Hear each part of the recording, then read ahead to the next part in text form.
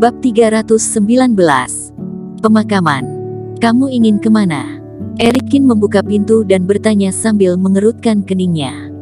Bella Fang sambil merapikan sambil melambaikan tangannya dan berkata, "Sudahlah, jangan bertanya lagi, aku sudah membuat janji dengan teman-temanku." "Apakah kamu punya teman di kota B?"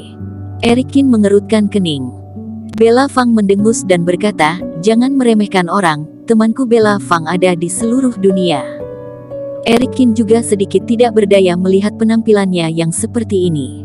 Tapi karena Matteo Fang mempercayakannya kepada Erikin, tentu saja Erikin harus bertanggung jawab padanya. "Pergi bermain di mana? Jam berapa kamu kembali? Pergi dengan siapa? Beritahu aku dengan jujur," kata Erikin dengan suara rendah. Bella Fang dengan kesal berkata, "Mengapa kamu seperti ayahku? Menyebalkan sekali. Jika kamu tidak mengatakannya, kamu tidak boleh pergi." Erikin berkata. Bella Fang tidak punya pilihan selain memberitahu Erikin dengan jujur. Setelah dia keluar, Erikin juga merasa sedikit bosan, jadi dia keluar dari apartemen dan berkeliling. Kerohanian mencakup radius 5 km, dan dia menemukan bahwa tidak banyak orang di dekatnya, jadi itu adalah tempat yang sangat jarang penduduknya di Kyoto Kota B. Sepertinya pinggiran Kyoto Kota B juga sepi. Erikin kinceng berjalan di jalan di waktu senggangnya. Pada saat ini, sebuah cahaya muncul di benak Erikin. Kerohanian menangkap jejak aura yang tidak baik, yang berada di sekitar 4 atau 5 km dari Erikin dan jangkauan pergerakannya bahkan ada di dalam radius 100 meter.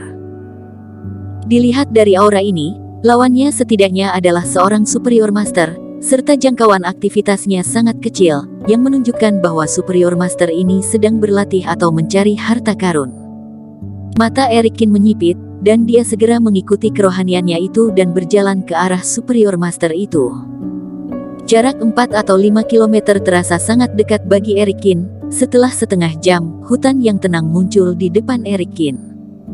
Hutannya sangat subur, tetapi skalanya tidak besar. Berjarak ratusan meter dari sini, tidak ada yang bisa dilihat.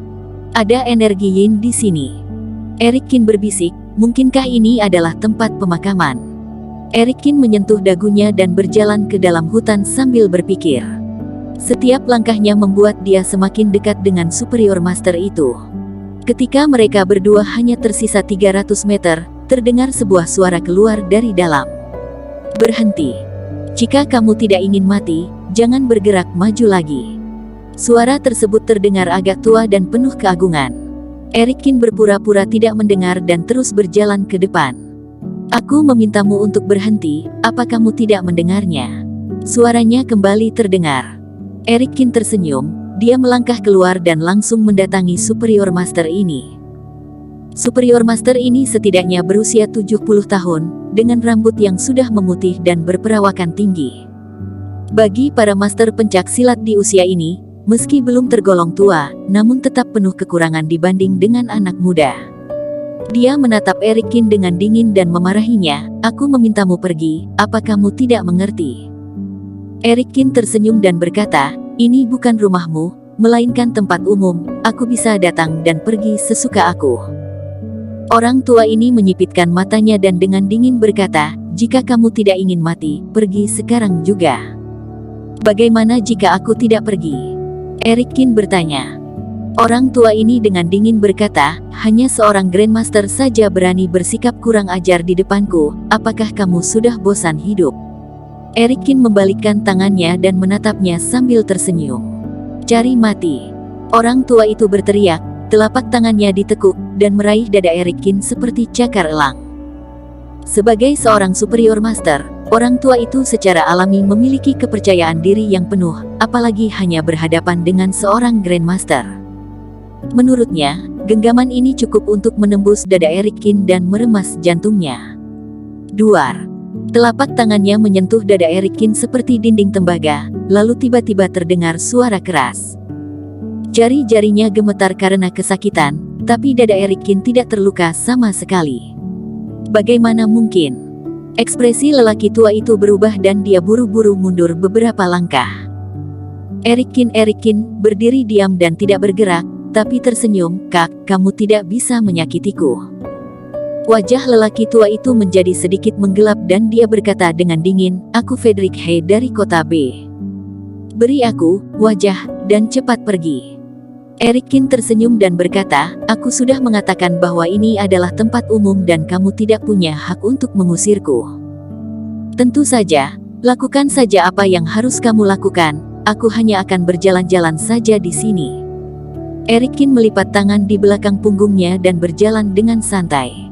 Frederick He sedikit mengernyit, matanya berputar dan kemudian tersenyum, "Teman, aku juga hanya berjalan-jalan di sini juga. Sudah waktunya untuk kembali sekarang. Sampai jumpa lagi." Setelah mengucapkan kalimat ini, Frederick He berbalik untuk pergi. Dia berjalan terburu-buru, matanya sedikit bingung yang membuat orang merasa agak aneh. "Tunggu." Pada saat ini, Erikin tiba-tiba berteriak. Tapi Frederick He tidak berhenti, malah mempercepat dan hampir menghilang.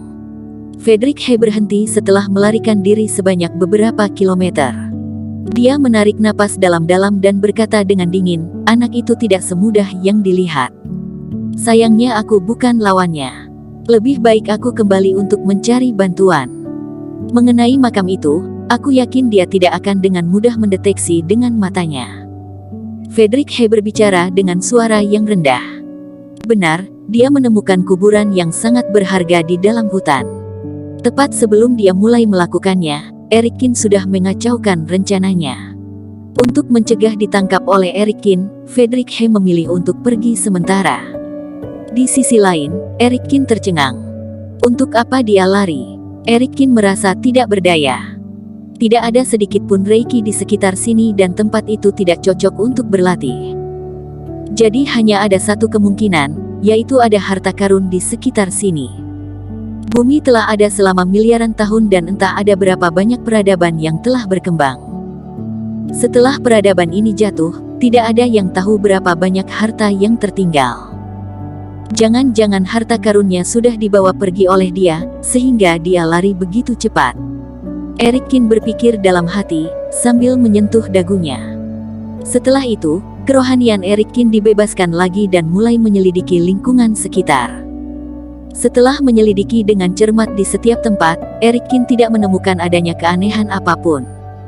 Aneh sekali. Kerutan kening Erikin semakin dalam.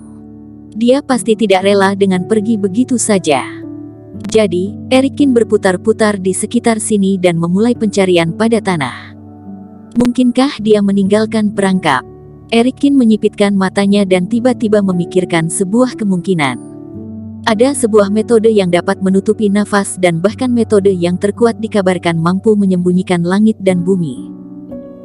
Begitu memikirkan hal ini, pikiran Erikin tiba-tiba memancarkan beberapa sinar cahaya, dan satu demi satu informasi tentang teknik memecahkan metode ini pun mengalir ke dalam pikirannya. Semua formasi tidak dapat menghindari 8 karakter dan 5 elemen dan yang disebut sebagai metode itu sebagian besar diatur dengan meminjam hukum langit dan bumi. Meskipun Erikin tidak tahu bagaimana cara memecah metode tersebut, akan tetapi ayahnya meninggalkan sebuah ilmu sihir. Teknik ilmu sihir ini dinamakan sebagai ilmu pengubah geografi dan dikabarkan dapat mengubah pola tanah yang aneh. Bersambung. Terima kasih telah menonton video ini sampai akhir.